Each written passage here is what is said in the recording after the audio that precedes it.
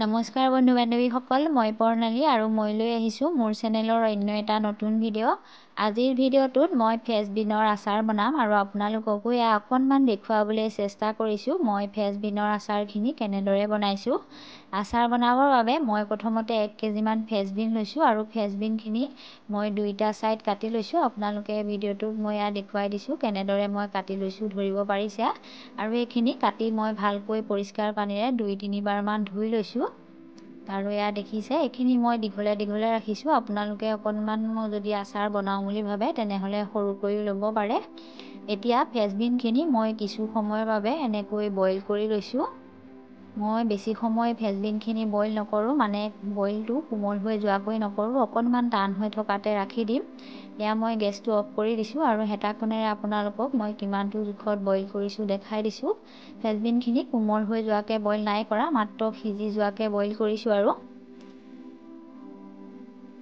আৰু এতিয়া বইল ফ্ৰেঞ্চবিনখিনি মই এনেকৈ ৰ'দলৈ উলিয়াই দিছোঁ চালনীখন। আৰু ফ্ৰেঞ্চবিনখিনি অলপ দীঘল দীঘল হৈ আছে, মই অকণমান এনেকৈ ৰ'দত দি থওঁতেনে সৰু সৰুকৈ টুকুৰা কৰি ল'ম। এনেকৈ গোটাই গোটাইও বনাব পাৰি, তথাপিও মই অকণমান সৰু কৰি ল'ম। আৰু এফালে আজি আচাৰখনত দিবৰ বাবে মই লৈছোঁ এয়া 4 চামুচমান বগা সৰিয়হ আৰু এয়া 2 চামুচ চফ গুটি। আৰু এইফালে লৈ লৈছোঁ মই 1 চামুচমান গোটা জিৰা আৰু মই আজি 6-7টামান শুকান জলকীয়া লৈছোঁ। আজি জলকীয়াটো মই অলপ বেছিকৈ লৈছোঁ কাৰণ মই ইয়াত কেঁচা জলকীয়া ব্যৱহাৰ কৰা নাই। আপোনালোকে যদি বনাম বুলি ভাবিছে তেনেহ'লে কেঁচা জলকীয়া থাকিলে দিব পাৰে, মই নিদিওঁ বুলিহে দিয়া নাই কেঁচা জলকীয়া।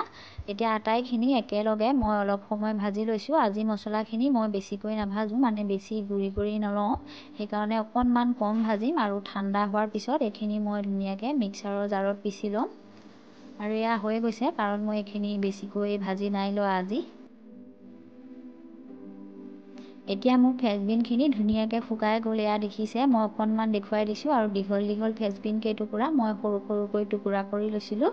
আৰু এয়া দেখিছে খুব ধুনীয়াকৈ শুকাই গ'ল। মই এয়া 2-3 চুপৰমান লৈ দেখুৱাই দিছোঁ। এতিয়া আচাৰখন বনাবৰ বাবে প্ৰথমতে মই গেছত এখন কেৰাহী পাতিছোঁ আৰু তাতে অলপমান মিঠাই তেল দিছোঁ। মই মিঠাতেল বেছিকৈ নাই লোৱা দেই। আৰু এতিয়া এয়া শুকুৱাই লোৱা ফ্ৰেঞ্চবিনখিনি, এইখিনি মই আকৌ এবাৰ আপোনালোকক ওচৰৰ পৰা দেখুৱাই দিছোঁ। এইখিনি মই এতিয়া ইয়াতে বাকি দিছোঁ আৰু বাকি দিওঁতেনে মই তাৰ আগতেই গেছৰ ফ্লেমটো অফ কৰি লৈছোঁ দেই। এতিয়া ইয়াতে দি দিছোঁ মই এয়া পিচি লোৱা মছলাখিনি, যিখিনি মই ভাজি লৈছিলোঁ। আৰু লগতে এয়া দি দিছোঁ 2 চামুচমান ৰঙা জলকীয়াৰ গুড়ি। আৰু এইফালে দি দিছোঁ এয়া আন্দাজমতে অকণমান নিমখ। আৰু লগতে আন্দাজমতে এয়া দিছোঁ অকণমান হালধি। এতিয়া হেতাখনেৰে লাহে লাহে মই এফালৰ পৰা ফ্ৰেঞ্চবিনখিনি আৰু মছলাখিনি মিহলাই গৈছোঁ।